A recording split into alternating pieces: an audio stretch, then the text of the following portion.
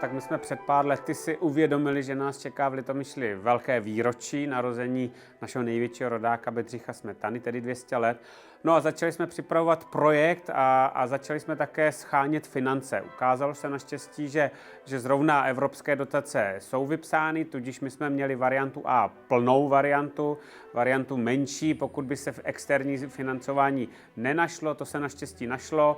No a je to týmová věc, já myslím, že jako každý velký projekt je potřeba hodně lidí dohromady, ale jsem moc rád, že to finále, které vidíme, je opravdu povedené, velkorysé a že jsme to výročí, myslím, velmi zdárně takto připravili, aby ten byt vypadal, jak vypadá nyní.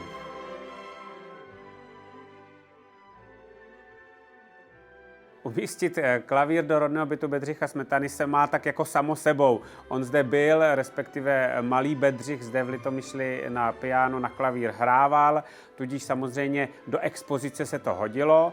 Byl spíš velký otazník, zda sem dát historický nástroj nebo novodobý a nakonec jsme se tedy všichni vlastně shodli na tom, že aby zde byl kvalitní novodobý nástroj, na který opravdu půjdou zde pořádat menší koncerty, případně opravdu zahrát kvalitní hudbu, pokud bude potřeba.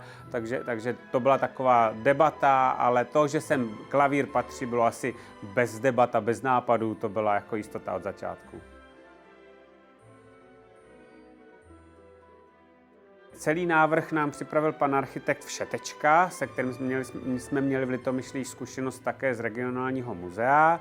Jsme s tím velmi spokojeni, ale samozřejmě není to věc jednoho člověka, je to věc velikého týmu spolupracovníků.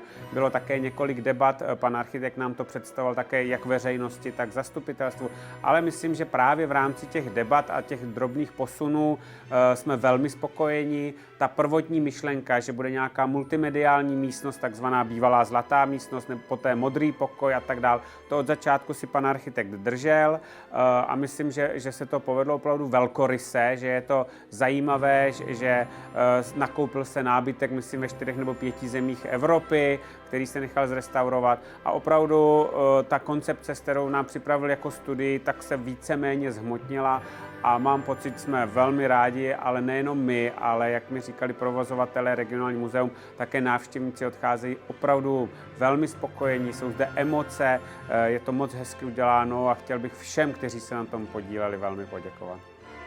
Také na designu klavíru se spolu podílel nebo navrhoval ho pan architekt Všetečka, respektive pokud vím, tak se použil nějaký standardně vyráběný nástroj, ale upravil se právě dle designu pana architekta tak, aby zapadl materiálově i barevně sem do rodného bytu Bedřicha Smetany a myslím, že s výsledkem jsme všichni spokojeni. Je to nejenom krásný nástroj, ale je to i nástroj, který dobře hraje, takže opravdu velká spokojenost. Rodný byt Bedřicha Smetany se po rekonstrukci změnil skutečně radikálně. Dá se říct, že návštěvníci, kteří tady byli dříve, to skutečně nemohou poznat, protože nejen, že se změnil celý interiér, ale změnily se například i vchody, kudy se sem vstupuje, takže posledních 70 let se vstupovalo vlastně novodobým vchodem. My jsme při této rekonstrukci obnovovali původní vstup, kterým sem vstupovala i rodina Bedřicha Smetany. No a byt je dnes zařízen dobovým mobiliářem, to znamená, dá se říct, že Smetanovi by to poznali, je to ve stylu Biedermeieru, ale především je tady nová expozice, ať už je její klasická část, řekněme, s faksimilemi nejrůznějších dobových písemností a podobně, ale máme tady taky několik unikátních předmětů, jako je třeba střelecký terč Františka Smetany, což byl otec Bedřichův, ale také psací stůl Bedřicha Smetany, na kterém posledních 20 let komponoval své skladby. No a v neposlední řadě tady máme multimediální program, ať už je to animovaný film s hudbou Bedřicha Smetany, nebo celkem velmi zajímavé vyprávění 7letého Bedřicha Smetany o svém životě.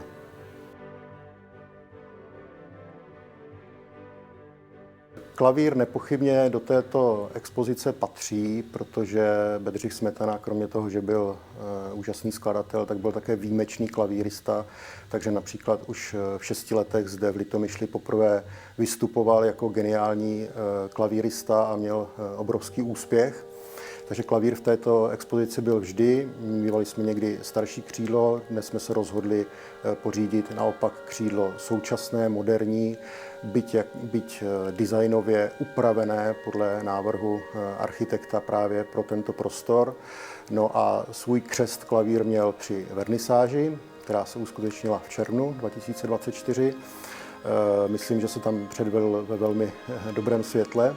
No a nyní slouží především veřejnosti, protože lidé, kteří umí hrát na klavír, tak si velmi rádi zahrají ve Smetanově bytě a považují to za poměrně výjimečný zážitek.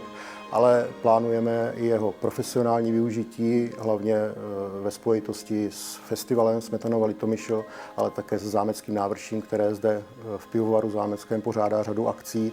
A byli bychom rádi, kdybychom se domluvili na nějakých malých komorních akcích, protože ten byt samozřejmě je poměrně malý a vejde se sem, řekněme, 20 sedících diváků.